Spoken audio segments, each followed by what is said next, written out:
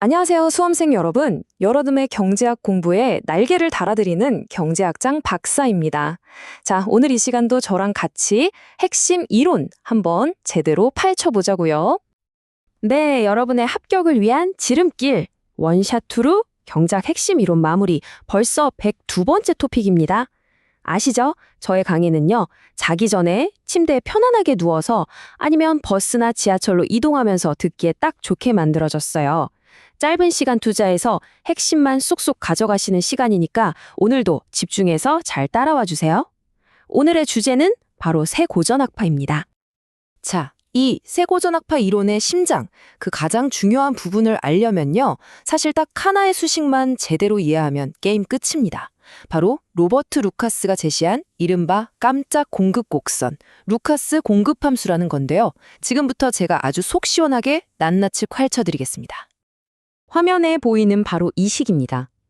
y는 yn 더하기 알파, 그리고 괄호 안에 pn 빼기 p. 이게 바로 오늘 우리가 정복해야 할, 뭐랄까, 최종 보스 같은 공식이에요. 어때요?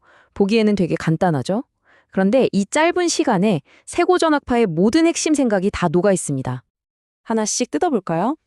여기서 대문자 y는 실제 총생산, 그러니까 지금 우리 경제가 실제로 만들어내고 있는 생산량을 말해요. 그리고 y에는 자연 총생산량이라고 부르는데요. 이건 뭐 어렵게 생각하실 거 없고요.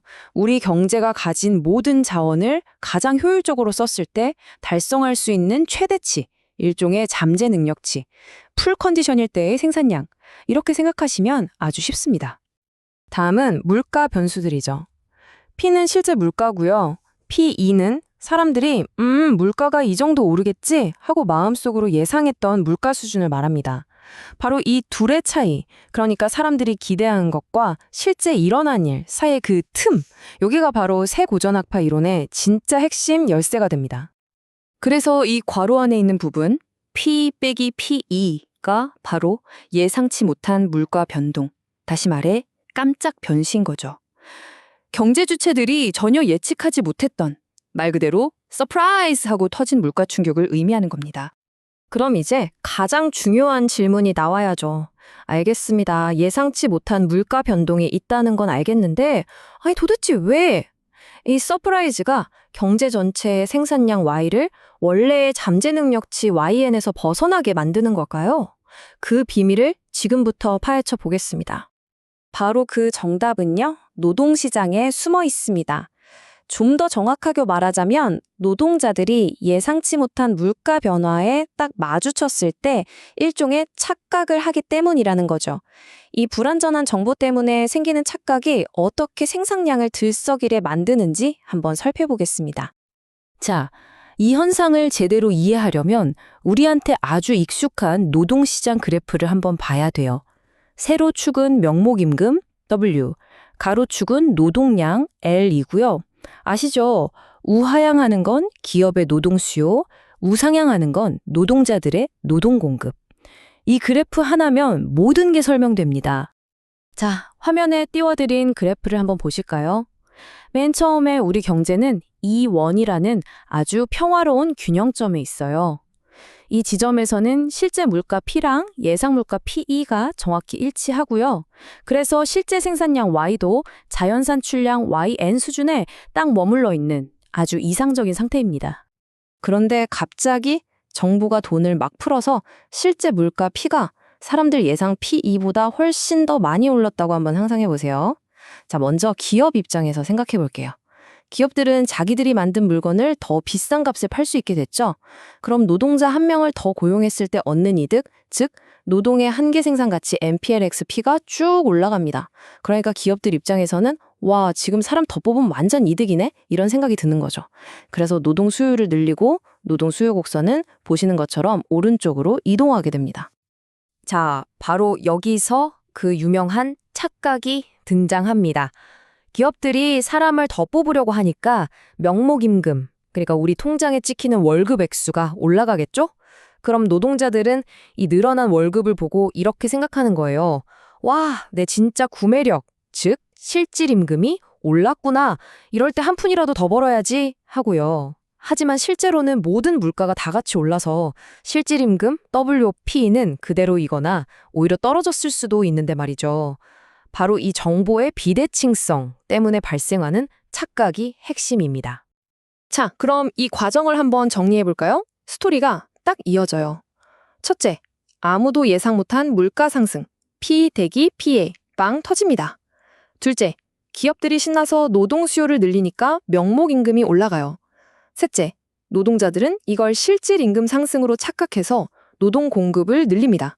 그 결과 균형점은 2원에서 2투로 옮겨가고 고용이 늘어나면서 경제 전체의 실제 총생산 Y가 원래의 잠재 능력치 YN을 넘어서게 되는 거죠. 정말 흥미로운 논리 구조 아닌가요? 자, 지금까지 우리가 본 이 노동시장에서의 착각 이야기가요, 이제 거시경제 전체의 총 공급 곡선 모양을 결정하는 아주 결정적인 열쇠가 됩니다.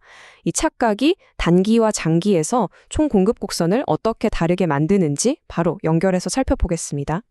화면의 표를 보시면 아주 명확하게 비교가 되죠. 단기적으로는 노동자들의 이 착각이 먹히니까 예상치 못하게 물가가 오르면 P가 PE보다 생산량이 늘어납니다. 즉, 물가와 생산량이 같이 움직이니까 단기 총 공급 곡선은 오른쪽 위로 올라가는 우상향하는 모양이 되는 거예요. 하지만 장기적으로는 어떨까요? 노동자들도 결국엔 알게 되죠. 시간이 지나면 오라?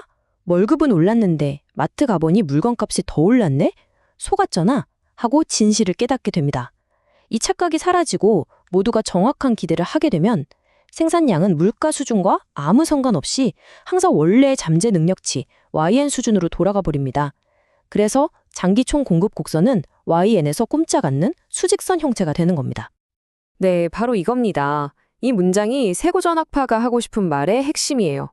정부가 인위적으로 돈을 풀어서 경기를 띄우려고 해봤자 그건 아주 잠깐 사람들이 착각하는 그 단기적인 효과에 그친다는 겁니다.